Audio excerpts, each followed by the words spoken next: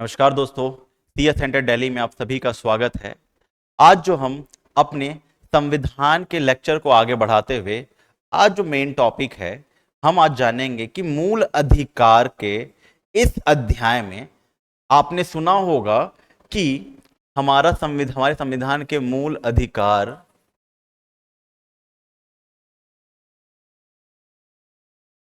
जो मुख्यतः भाग 3 पार्ट 3 आर्टिकल अनुच्छेद 12 से 35 12 to 35 जो हमने अमेरिका से ग्रहण किया है, पूरा का पूरा मूल अधिकार का प्रावधान। तो इसमें आपने हमेशा सुना होगा कि सर हमने जो मूल अधिकार पढ़ा था उसका जो एक एरिया है वो इस तरीके से है कि अनुच्छेद 14 से 18, अनुच्छेद 19 से 22, अनुच्छेद 23 से 24, अनुच्छेद 25 से 28, अनुच्छेद 29 से 30 और अनुच्छेद 32। ये तो जो वर्गीकरण है मूल अधिकार का वो तो हमें दिख रहा है कि इस अनुच्छेद, लेकिन आपने यहां पे क्या गलत लिख दिया है? क्या 12 से 35 लिखा है आपने? तो ये 12 से 35 में अनुच्छेद 12 कहां गया, अनुच्छेद 13 कहां गया? तो इस वीडियो में मुख्यतः जब हम लोग सिविल सेवा की तैयारी करते हैं ना, तो हम लोग क्या करते हैं, अनुच्छेद 12 को छोड़ देते हैं और अनुच्छेद 13 को भी थोड़े हद तक छोड़ ही देते हैं, कहते हैं उतना इंपॉर्टेंट नहीं है। पर मैं आपको बता दूं, अब सिविल सेवा का स्तर और व्यापक होता जा रहा है। आपको एक एक अनुच्छेद का गहन अध्ययन जरूरी है। Deep analysis of each and every article is important for your prelims as well as for your mains examination. So you cannot skip any part of the fundamental right. Each and every article is important. Mark my word, each and every article is important. तो आखिर article 12 क्या है? इस video में हम जानेंगे अनुच्छेद 12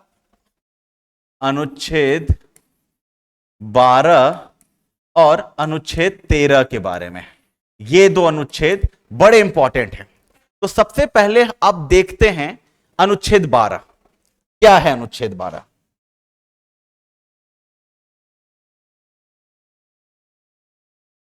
अनुच्छेद 12 आइए देखते हैं। तो मैं आपको बताऊं, अनुच्छेद 12 मुख्यतः बात करता है परिभाषा की। किसकी परिभाषा? राज्य की परिभाषा। ये कौन सा राज्य? यूपी वाला राज्य या बिहार वाला राज्य? दिल्ली वाला यूनियन टेरिटरी वाला या फिर लद्दाख वाला? नहीं, ये बात करता है आप अपने मूल अधिकारों का क्रियान्वयन कहां कहां करवा सकते हैं, किस जगह पे। तो जो अनुच्छेद 12 है वो राज्य की बात करता है। इसके भी 3 महत्वपूर्ण अंग हैं। इसके भी 3 महत्वपूर्ण अंग है जो हम देखेंगे। तो सबसे पहला अंग है भारत सरकार एवं संसद। भारत सरकार एवं संसद। राज्य सरकार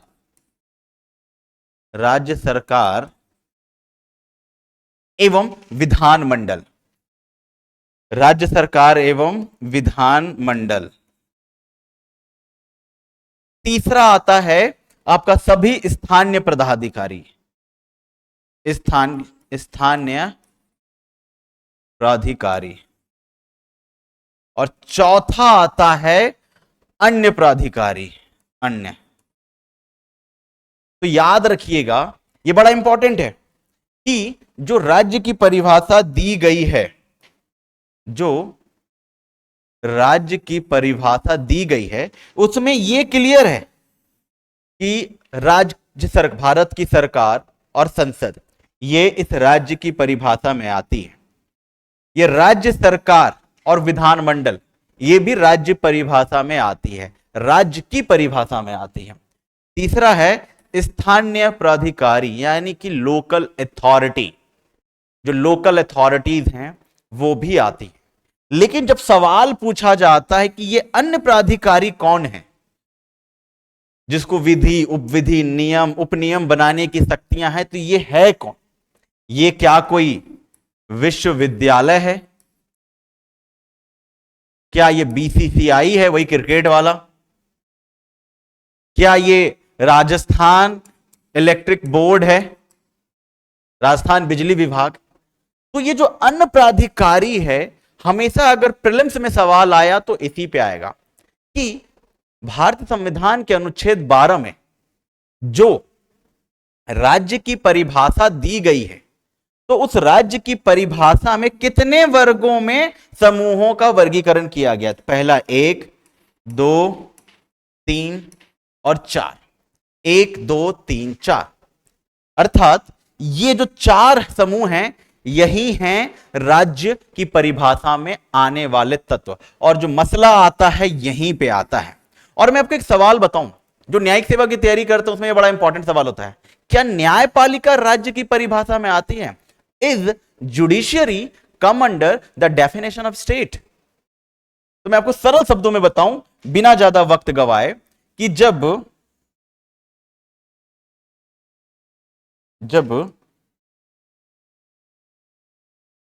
जुडिशरी की बात आती है, अगर आपसे सवाल पूछ लिया गया प्रीलिम्स में कि भारतीय संविधान के अनुच्छेद 12 में दिए गए राज्य की परिभाषा में क्या न्यायपालिका राज्य की परिभाषा में आती है, फिर अब क्या कहेंगे? आपने तो पढ़ा नहीं है उसे, राज्य की परिभाषा को तो छोड़ दिया है, बोला एक छोटा सा लाइन है, क्या पढ़ूं इसे? लेकिन सवाल उठता है, क्या judiciary come under the definition of state? तो बहुत सारे इसमें केसेस हैं, हम केसेस की चर्चा के लिए एक अलग वीडियो बनाएंगे। अगर मैं आपको यह बताऊं कि क्या न्यायपालिका राज्य की परिभाषा में आती है, तो इसमें 2 चीजें होंगी। अगर न्यायपालिका न्यायिक कार्य,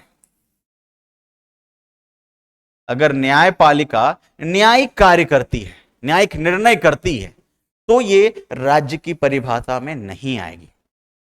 तो फिर कब आएगी?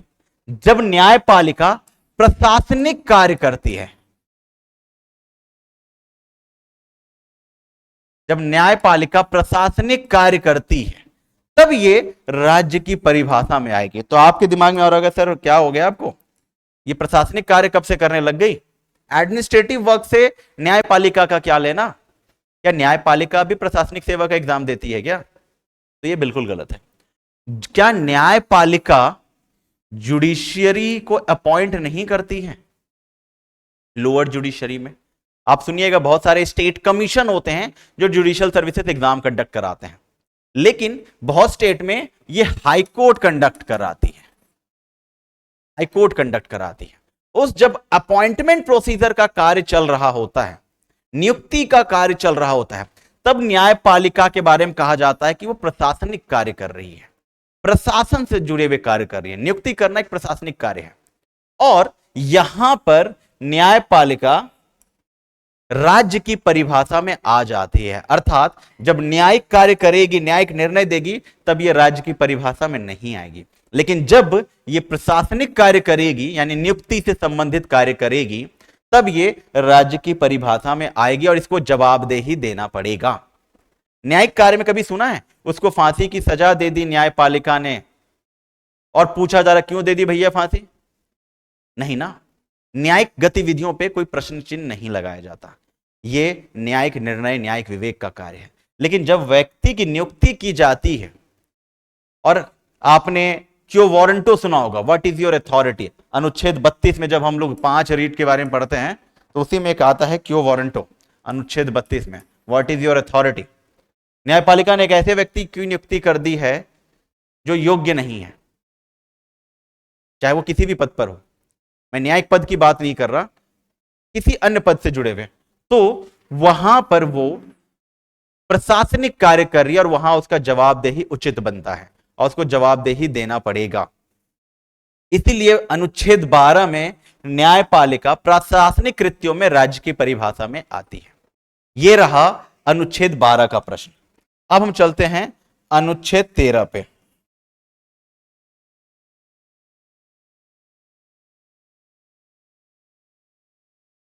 अनुच्छेद 13, अगर सरल शब्दों में कहा जाए, न्यायपालिका कोई भी ऐसा कानून, ठीक है, न्यायपालिका अगर कोई भी ऐसे कानून को देखती है जो मूल अधिकारों का हनन कर रही हो, तो उस कानून को न्यायपालिका अवैध घोषित कर देगी।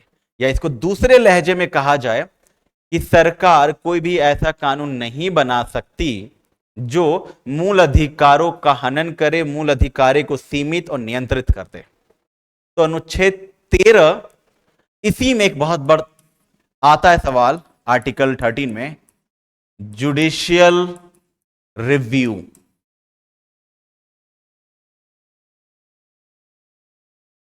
जुडिशियल रिव्यू जिसको सरल शब्दों में कहते हैं न्यायिक पुनर्विलोकन, यानी कि किसी विधि का न्यायिक दृष्टिकोण से न्यायपालिका के द्वारा पुनर्विचार करना कि क्या वो कानून मूल अधिकारों का हनन कर रहा है या किसी ऐसे अधिकारों का हनन कर रहा है। अगर वो कानून असंवैधानिक हो, मूल अधिकारों का हनन कर रहा हो, तो न्यायपालिका उस कानून को समाप्त कर देगी, कहेगी नहीं ये कानून अवैध है, इस कानून का समापन किया जाए। और यह शक्ति न्यायपालिका को अनुच्छेद 13 आर्टिकल 13 से जुडिशियल रिव्यू के थ्रू मिलती है। अब यहां पे एक सवाल आता है कि सर क्या संविधान बनने से पहले कुछ ऐसे कानून थे जो हमारे संविधान में लागू किए गए, यानी कि 1950 से पहले का कानून?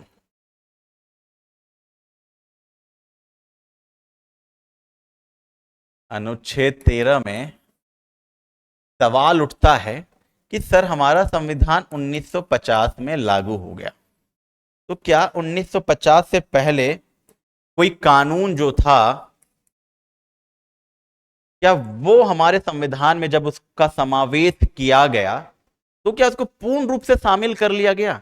और अगर ये कानून मूल अधिकारों का हनन कर रहा है तो इसके साथ कैसा व्यवहार किया गया? क्या इसको हूबहू इसी तरीके से रख लिया गया या इसको पूरे तरीके से समाप्त कर दिया गया? तो याद रखिएगा, अनुच्छेद 13 के दो खंड हैं, खंड 1, खंड 2। खंड 1 को कहते हैं प्री कॉन्स्टिट्यूशनल लॉ और खंड 2 को कहते हैं पोस्ट कॉन्स्टिट्यूशनल लॉ। तो सबसे पहले देखते हैं प्री कॉन्स्टिट्यूशनल लॉ क्या है, यानी संविधान बनने से पहले जितने भी कानून हमारे वर्तमान संविधान में समाहित किए गए उस पर लागू होता है आच्छादन का सिद्धांत।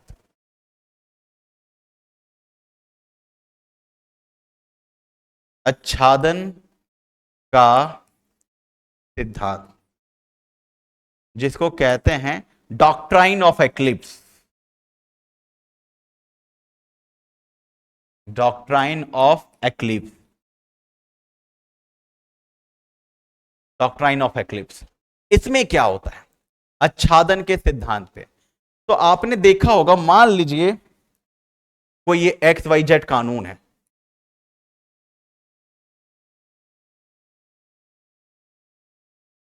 ये एक कानून है जो संविधान से पहले हमारे देश में लागू था और संविधान आजाद होने के बाद इसी कानून को हमारे देश में शामिल करना है। और इसके यहां तक के जो प्रोविजंस हैं, यहां तक के जो प्रावधान हैं, ये मान लीजिए कि ये मूल अधिकारों के खिलाफ है, मूल अधिकारों के खिलाफ है। तो आच्छादन का सिद्धांत अनुच्छेद 13 के खंड 1 में कहता है कि इसको भैया सेड कर दो, इसको यहां से गायब कर दो, इसको पता ही नहीं कि ये कभी था यहां पे, बाकी यहां वाला यहां तक कंटिन्यू रहने दो। यानी कि जहां जहां तक अनुच्छेद 13 की बात कर रहे हैं जिसमें आच्छादन का सिद्धांत है, और ये सिविल सेवा आजकल प्रारंभिक परीक्षा में बहुत पूछ रही है, pre constitutional law, post constitutional law, तो जो प्रावधान मूल अधिकारों के खिलाफ थे, जहां जहां तक उसके प्रावधान मूल अधिकारों के खिलाफ किए गए वहां तक उस पोर्शन को खत्म कर दो और उसके आगे के जो प्रावधान है उसको एज इट इज रहने दो। यानी यहां तक वाले पे हमने क्या किया था, हमने चला दिया था यहां वाले पे इरेजर, रबर, कि वहां तक कुछ था ही नहीं, और इसके बाद जितने आए हैं उसे रहने दो। इसको कहा गया डॉक्ट्राइन ऑफ एक्लिप्स, आच्छादन का सिद्धांत। 13 खंड 1 में, जो कि प्री कॉन्स्टिट्यूशनल लॉ, पूर्ववर्ती संवैधानिक कानून की बात करता है। पोस्ट कॉन्स्टिट्यूशनल लॉ फिर क्या है? अगर मान लीजिए आप अनुच्छेद 13 देख रहे हैं और उसका खंड 2 देख रहे हैं, सरकार ने कानून बनाया है और वो एक ऐसा कानून है कि उसने कहा है कि आज से सिविल सेवा की तैयारी, अनुच्छेद 15 पहले देखिए क्या कहता है, जब हम लोग आगे डिटेल में पढ़ेंगे। अनुच्छेद 15 कहता है you can not discriminate on the ground of race, यानी याद रखिएगा रंग रूप, रिलीजन यानी कि धर्म, कास्ट यानी कि जाति व्यवस्था। You can not discriminate on the ground of race, religion, caste, sex, place of birth. लड़का है, लड़की है, यूपी का है, बिहार का है, गोरा है, काला है, हिंदू है, जिस भी जाति समाज का हो, इसके आधार पर आप, अनुच्छेद 15 कहता है कि विभेद नहीं कर सकते। और सरकार ने कानून बना दिया, और कानून इस प्रकार है कि आज से यूपीएससी की तैयारी करने वाले एग्जाम में कोई भी महिला नहीं बैठेगी, या कोई भी बिहार की महिला नहीं बैठेगी। मान लीजिए ऐसा कोई कानून बन गया, मेरा इरादा किसी को ठेस पहुंचाने का नहीं है, लेकिन मान लीजिए सरकार ऐसा कोई कानून बना के लाती है, तो यहां पे कहीं ना कहीं प्लेस ऑफ बर्थ बिहार के आधार पर बना दिया गया। और अनुच्छेद 15 कहता है कि आप इनमें से किसी race, religion, caste, sex, place of birth के आधार पर कानून बना दिया गया। तो क्या यह कानून उचित होगा? आप एक जन्म स्थान के आधार पर कोई ना कोई विभेद कर रहे हैं। तो सरकार ऐसे कानून को पूरी तरीके से निरस्त कर देगी। इसका सबसे अच्छा उचित उदाहरण है, मैं आपको बताऊं, आप सबने दिल्ली में सुना होगा सीएए का प्रोटेस्ट। आप सबने सुना होगा सीएए, सिटीजनशिप अमेंडमेंट एक्ट। इस कानून को लेकर के बहुत पुरजोर विरोध चल रहा था और ऐसी धारणा फैला दी गई कि भैया इस देश में जितने मुसलमान हैं ना, उनके अधिकार छीन लिए जाएंगे, उनको यहां से उठा के अफगानिस्तान, पाकिस्तान, बांग्लादेश भेज दिया जाएगा। ऐसा सीए के बारे में कहा जा रहा था, सिटीजनशिप अमेंडमेंट एक्ट, नागरिकता संशोधन कानून। अब फिर विवाद उठा, लोग कहने लग गए कि भैया क्या इस देश से मुसलमानों को निकाल दिया जाएगा?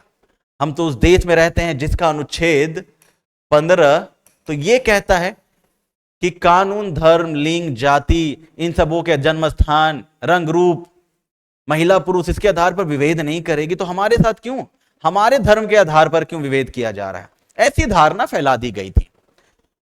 कानून ये सर्वोच्च न्यायालय के पास पहुंचता है और सर्वोच्च न्यायालय, आप सबको पता ही होगा कि यह संविधान का संरक्षक है, प्रोटेक्टर ऑफ द कॉन्स्टिट्यूशन है। इसने कहा कैसे, लाओ जरा कानून हम भी देखें। उन्होंने देखा सीएए को, सिटीजनशिप अमेंडमेंट एक्ट को। उस कानून में कहीं भी नहीं लिखा हुआ था कि इस देश से मुसलमानों को निकाला जाएगा, कहीं नहीं लिखा हुआ था।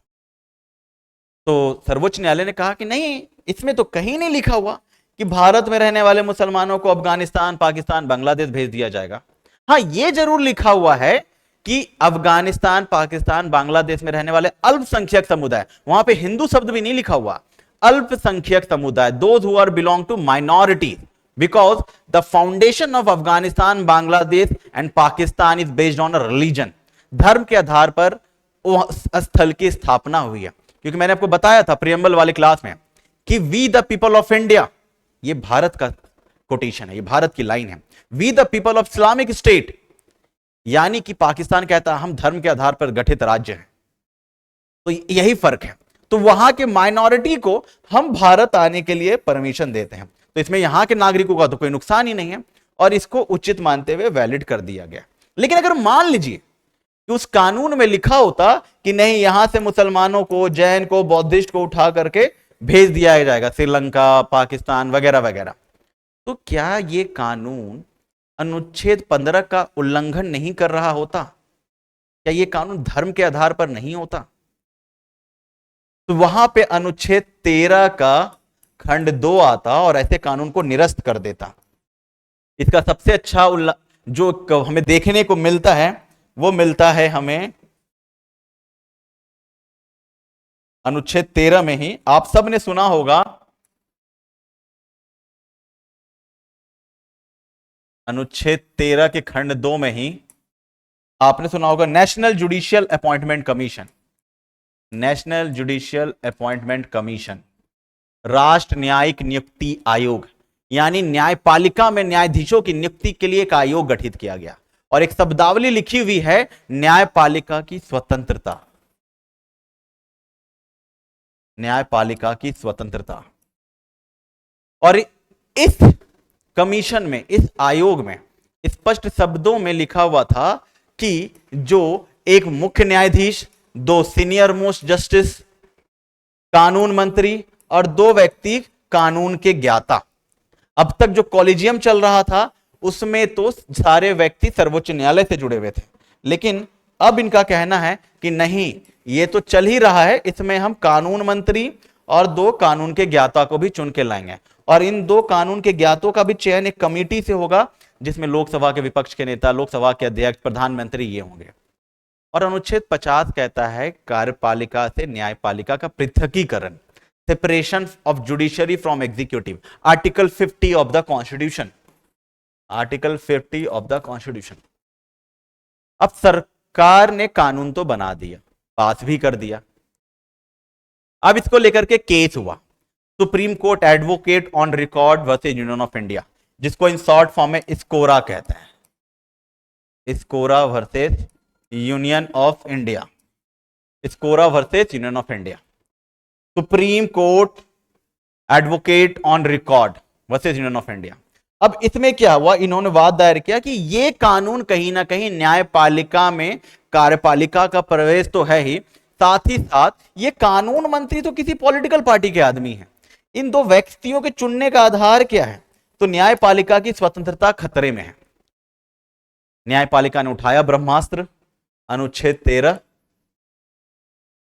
किया जुडिशियल रिव्यू, न्यायिक पुनर्विलोकन और एनजेएसी को खत्म कर दिया। बोला नहीं, यह कानून न्यायपालिका की स्वतंत्रता को छीन रहा है, उसको सीमित कर रहा है, तो हमें ऐसे कानून की आवश्यकता नहीं है। और न्यायपालिका की स्वतंत्रता आधारभूत ढांचा का सिद्धांत है जो केशवानंद भारती बनाम भारत संघवाद 1973 का था, जिसमें कहा गया है कि सरकार संविधान में संशोधन तो कर सकती है। एनजेएसी भी संशोधन किया गया। एनजेएसी के लिए बकायदा नेशनल जुडिशियल अपॉइंटमेंट कमीशन के लिए 99th कॉन्स्टिट्यूशनल अमेंडमेंट किया गया। 124A 124B आर्टिकल ऐड किए गए जो आज भी बेर एक्ट में है, जो रिपील्ड लिखा हुआ है। मतलब ये कानून जो है कहीं ना कहीं न्यायपालिका की स्वतंत्रता पर खतरा है और हम इस बने हुए कानून को निरस्त करते हैं, समाप्त करते हैं। क्यों? क्योंकि ये न्यायपालिका के क्षेत्राधिकार में प्रवेश कर रहा है। तो आपने देखा कि अनुच्छेद 13 कितना महत्वपूर्ण है, एक ब्रह्मास्त्र है न्यायपालिका के लिए कि सरकार अपनी मर्जी का कोई भी कानून नहीं बना सकती। अगर बनाएगी तो ब्रह्मास्त्र है न्यायिक पुनर्विलोकन अर्थात जुडिशियल रिव्यू अर्थात आर्टिकल 13। तो आपने देखा किस प्रकार अनुच्छेद 12 इतना महत्वपूर्ण है, अनुच्छेद 13 उतना ही महत्वपूर्ण है, जिसकी चर्चा मुख्यतः सिविल सेवा की तैयारी में लोग इसको साइडलाइन कर देते हैं, ये बस जुडिशियल रिव्यू देख लेते हैं, बस काम खत्म। लेकिन जुडिशियल रिव्यू का आधार क्या है? आधारभूत ढांचा का सिद्धांत। परिवर्तन हो सकता है लेकिन ऐसा परिवर्तन नहीं जो परिवर्तन आधारभूत ढांचे को तोड़े, और इसकी सुरक्षा के लिए अनुच्छेद 13 ब्रह्मास्त्र में आता है। तो इस वीडियो से आपने उन 2 महत्वपूर्ण अनुच्छेदों को देखा जिसकी चर्चा बहुत कम होती है लेकिन जिसकी उपयोगिता सबसे ज्यादा है। आप हमारे साथ इसी तरीके से बने रहें क्योंकि अगले वीडियो में ही हम अगले मूल अधिकारों पे चर्चा करेंगे। तब तक के लिए आप हमें विदाई दें। धन्यवाद।